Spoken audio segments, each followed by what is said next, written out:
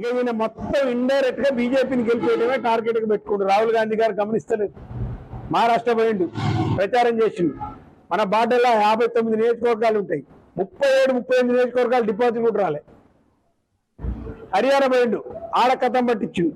నిన్న కాక మన ఢిల్లీలో పోయి స్టార్ క్యాంపెయిన్ అని చెప్తే జాతీయ పార్టీని గెలిపించాలన్నాడు, కథం. ఇక ఇంతకు నిన్న ఓడిపోయిన ఎమ్మెల్సీ సంగతి నరేందర్ రెడ్డి బోర్ను ఏడ్చింది దేనికి? ఈయన గెలిచినా ఓడినా నా సర్కార్కు నాకైతే ఏం దోకా లేదన్నాడు ఆయన పబ్లిక్ మీటింగ్ లో 3 జిల్లాలలో. ఏంటిదండి దాని అర్థం? అంటే బీజేపీకి ఓట్లేమని చెప్పుడే కదా. ఎప్పటి నుంచో ఒక సాలిడ్ ఫౌండేషన్, సాలిడ్ పునాది వేసుకుంటున్నాడు. ఇక్కడ ఏం మాత్రం అటు ఇటు అయినా కానీ బీజేపీలో దుంకడానికి రెడీగా ఉన్నారు.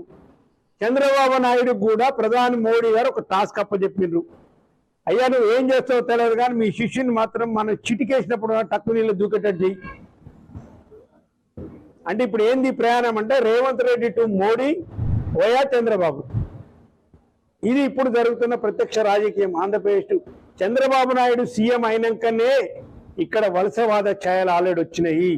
మేము మొదటి నుంచి చెప్తున్నాము, ఇక్కడ మనలాగానే ఉంటారు, ఇక్కడనే పుడతారు, ఇక్కడనే రాజకీయం ఉంటుంది. కానీ వీళ్ళ యొక్క ఇంట్రెస్ట్ వీళ్ళ ఏంటిదంటే పరాయోని పాట పాడతారు.